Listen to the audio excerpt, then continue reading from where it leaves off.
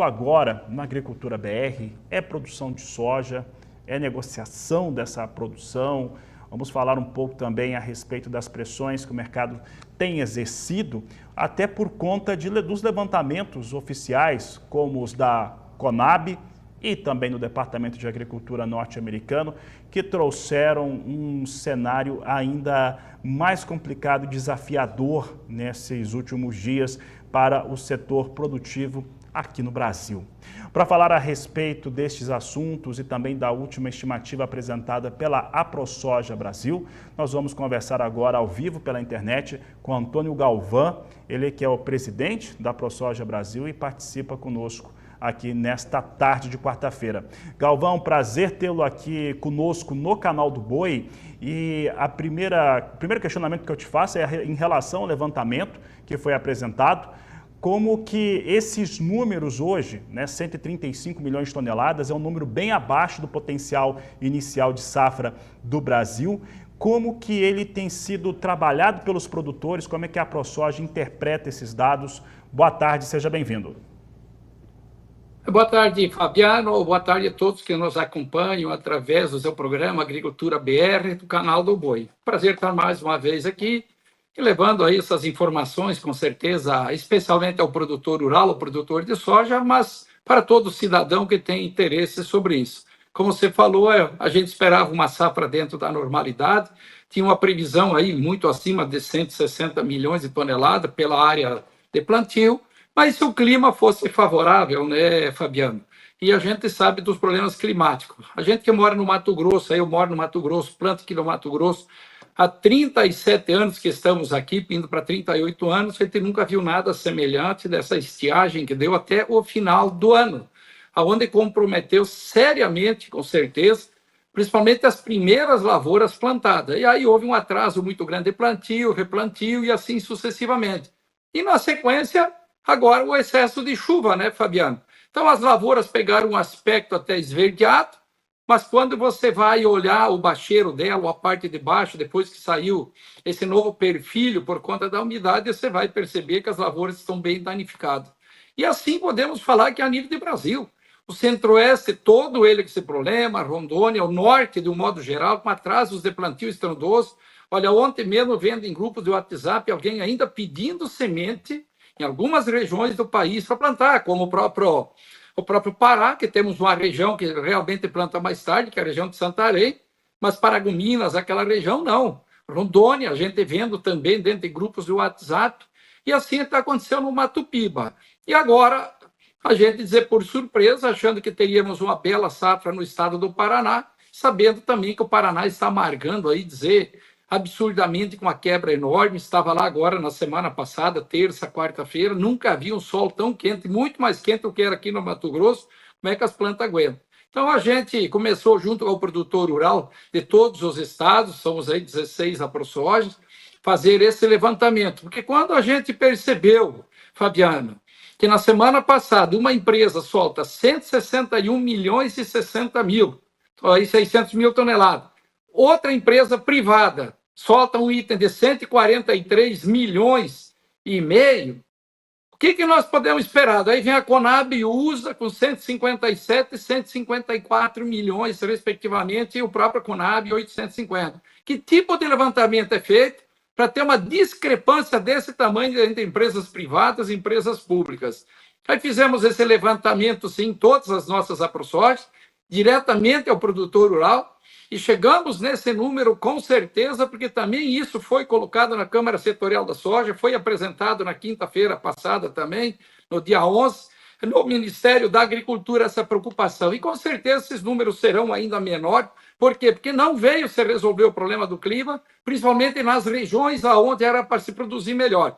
Acompanhei bem Santa Catarina também, as áreas mais adiantadas lá atrás, o excesso de chuva, o que causou de erosões, o que causou de lixiviação nessa soja, onde eu pedi, fizer uma grande reunião também lá em Campo Herê, tive uma receptividade lá por em torno de 120 produtores rurais, onde eu fiz uma pergunta: alguém de vocês se atreve a falar que colhe a mesma quantidade, a mesma safra do ano passado? Ninguém se manifestou, todos acham que colhem menos. Então, não tem como o número, Fabiano, ser esses que está sendo divulgado. É uma manipulação de mercado, Os preços, aí, então, não precisamos nem falar, derreteu, o comprometimento está geral, Fabiano.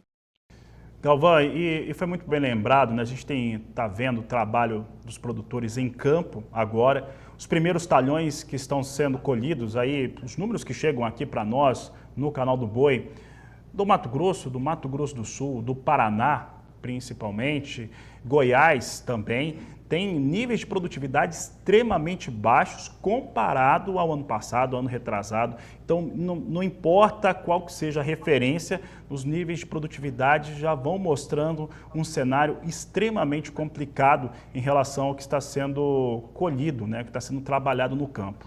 Você comentou a respeito dessa discrepância que temos entre os levantamentos da iniciativa privada e os levantamentos que são apresentados pelas instituições públicas, principalmente aí CONAB e também o Departamento de Agricultura norte-americano. Mas vou colocar no mesmo pacote IBGE, que traz a safra para 2024, com outra metodologia, mas trouxe números muito parecidos, né? Esses números são aqueles números, principalmente do Departamento americano, que trouxeram ali uma água fria muito expressiva em relação ao mercado, né? O mercado de soja em Chicago, inclusive nas posições de mais curto prazo, ameaçando perder piso de $12 o bushel. E aí na formação de preço aqui no Brasil a gente tem ali um complicador a mais. Como é que o produtor rural brasileiro, o agricultor, tem trabalhado para conseguir colher uma safra que tem quebra e fazer a comercialização ou planejar a sua comercialização de uma maneira que ele não fique no vermelho? Olha, Fabiano, é muito difícil. Essa receita aí está quase impossível de fazer, porque se fez essa lavoura com custos muito mais altos, planejando de se vender essa soja em torno de 120, 130 reais nas regiões menos favorecidas. Em regiões onde o preço é um pouco melhor devido ao próprio frete, veja você que já está chegando na casa de 100 reais do que estão oferecendo hoje e mal começou a safra. Então não tem como fazer milagre hoje de falar em rentabilidade na nossa atividade.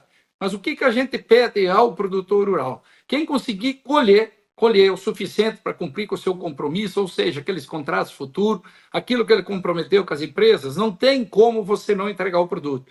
Agora, a sobra, o que tiver, o mercado, quem não vendeu, vendeu um pouco só, segura, aguarda, porque essa manipulação de mercado não é possível ser aceita.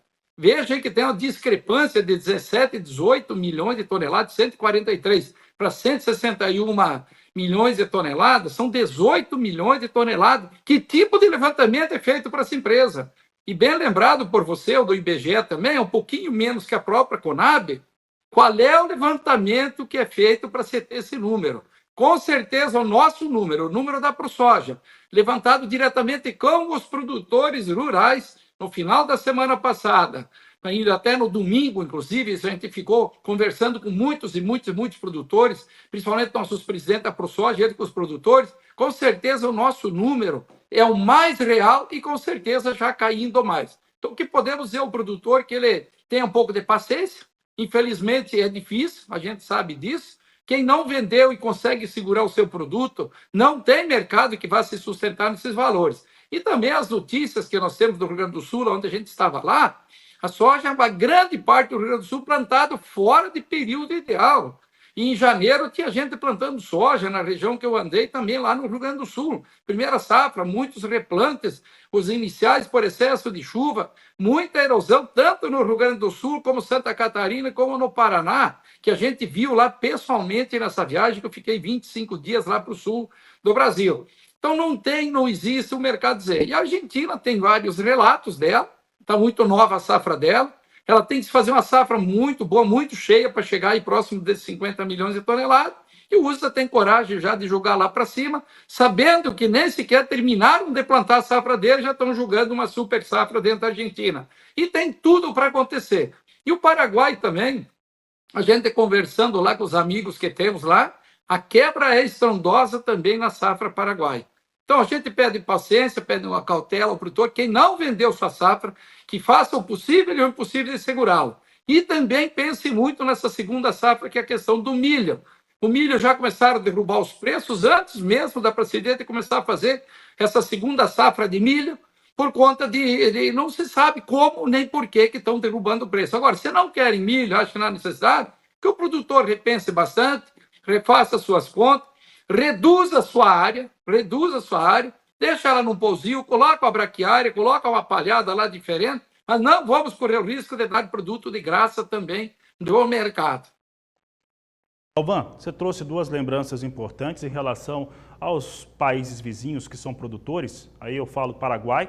Paraguai, no mínimo, tem que estar com uma quebra parecida com a do Mato Grosso do Sul, por conta da proximidade com que o Mato Grosso do Sul tem, que o Paraná tem. Então, no mínimo, tem que ter uma quebra como essa. Aí o senhor falou da Argentina, e eu tenho observado que o Departamento de Agricultura americano e a leitura dos operadores internacionais, eles estão desconsiderando que a Argentina, ainda que ela volte a produzir algo próximo a 47 ou 50 milhões de toneladas, que foi o número que o departamento trouxe no seu último levantamento, a Argentina é um grande produtor e exportador, o maior do mundo, de farelo e de óleo. Para tirar a soja da Argentina, teria que pagar mais. E pela lógica que a gente está vendo de mercado de produção no Brasil, no Paraguai, na Argentina, na América do Sul, nós vamos ter uma oferta muito parecida com a da outra safra e não superior, como eles estão colocando. Como é que o senhor interpreta esse momento que nós temos da leitura para a soja que se tem desses operadores nos Estados Unidos e aqui no Brasil também?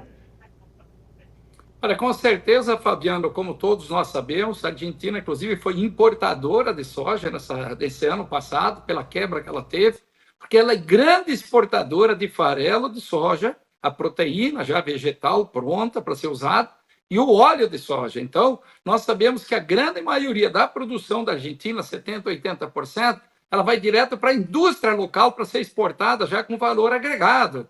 Então, vai sobrar muitos grãos vão sobrar na Argentina.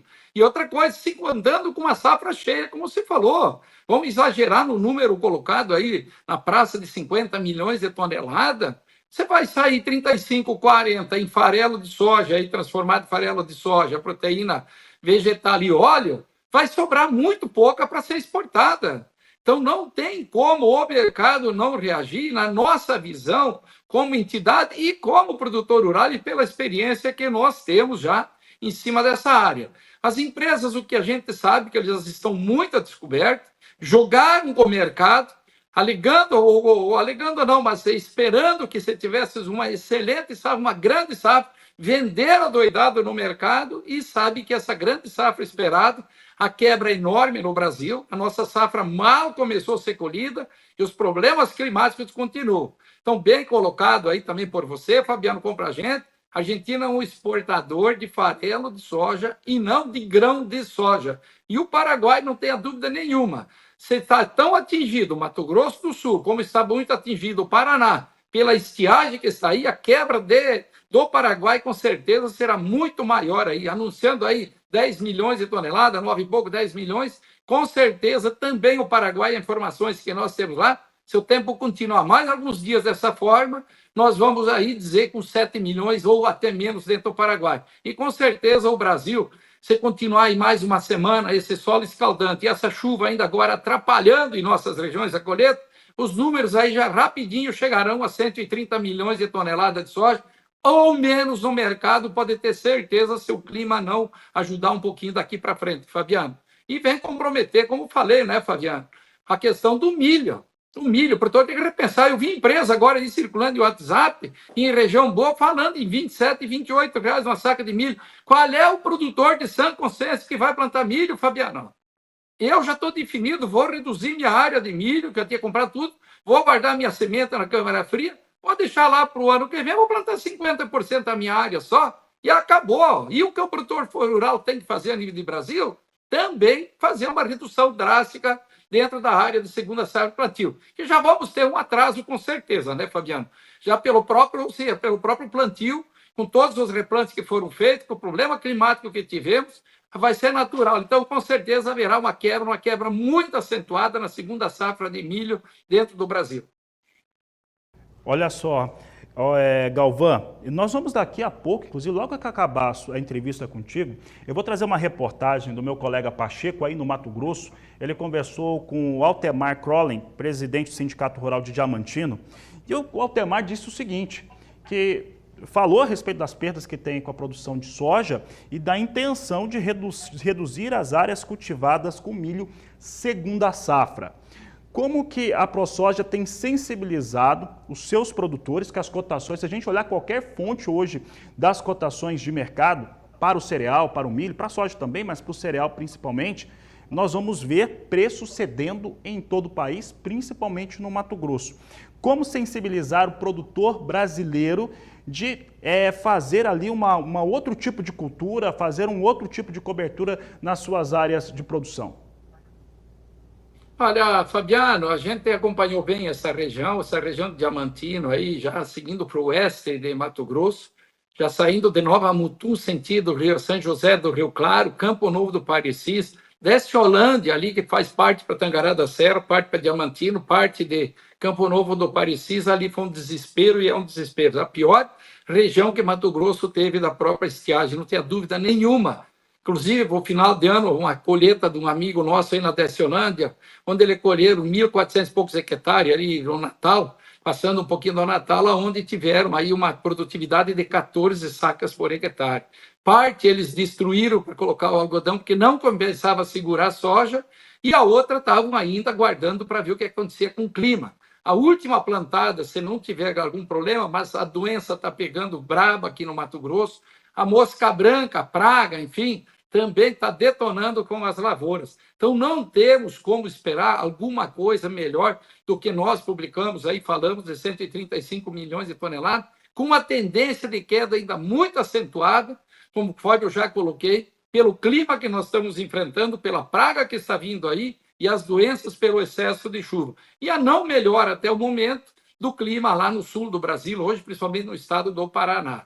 Então, não tenha dúvida nenhuma que a quebra será muito maior, até do que essa anunciada já pela ProSoja. Semana que vem, a gente deverá fazer uma nova estimativa, com certeza, porque não dá para acreditar aí nessas estimativas dessas empresas privadas e também muito menos nas públicas, e devemos fazer um novo anúncio, sim, se o clima não melhorar, sobre uma possível produção bem reduzida, inclusive desses 135 milhões de toneladas aí anunciado pela própria ProSoja.